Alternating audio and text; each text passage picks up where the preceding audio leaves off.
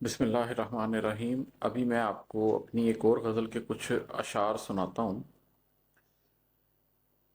اس کا مقطع ہے کہ گر گیا اپنی چشم نم میں گر گیا اپنی چشم نم میں غرق ہونے لگا تھا غم میں۔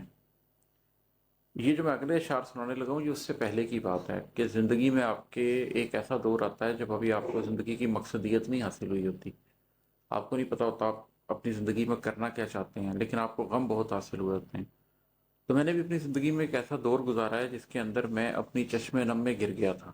ایک سیلاب رواں تھا، ایک سیل رواں تھا جو میرے اندر، کچھ تو آنکھوں سے آنسو بہ رہے تھے لیکن اس سے زیادہ آنسو میرے اندر گر رہے تھے، اور غرق ہونے لگا تھا غم میں۔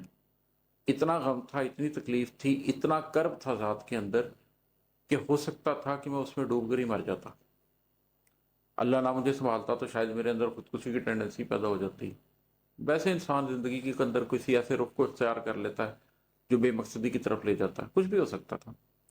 گر گیا اپنی چشم نم میں غرق ہونے لگا تھا غم میں، لیکن اس کے بعد مجھے اللہ نے سنبھال لیا۔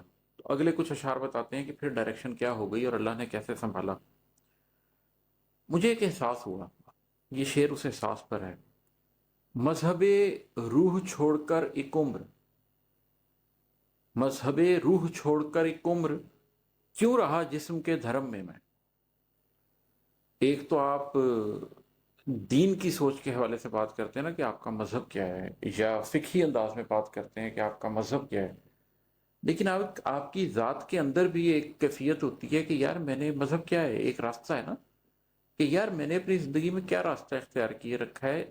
تو آپ کو پتہ چلتا ہے کہ آپ کا راستہ تو پورے کا پورا آپ کے جسم کا راستہ تھا۔ آپ اپنی ذات سمجھتے تھے اپنی وجود کو، اپنے جسمانی وجود کو، اور کیونکہ اس جسمانی وجود کے اندر آپ کو سوچ آتی تھی، جذبے آتے تھے، تو آپ اس کو بھی اس میں شامل کر لیتے تھے۔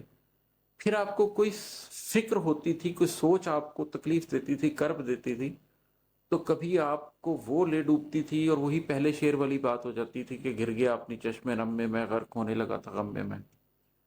کبھی ایسا ہوتا ہے کہ کوئی جذبہ آپ کو تکلیف دیتا ہے، کسی رشتے سے، کسی ناکامی سے، کسی بھی ایسی چیز سے جو آپ کو درد دے، تکلیف دے، تو اس کی وجہ سے آپ کرب محسوس کرتے ہیں۔ لیکن دین آئی ریئلائزڈ کہ میرے اندر جذبوں کے علاوہ، سوچوں کے علاوہ، اور جسمانی فائدے نقصان کے علاوہ، راحت اور بے سکونی کے علاوہ، میرے اندر ایک روح بھی تو ہے، اور اس روح کے لیے بھی تو ایک راستہ اللہ نے متعین کیا ہوا ہے۔ اس کے اوپر تو میں نے کبھی دھیان ہی نہیں دیا۔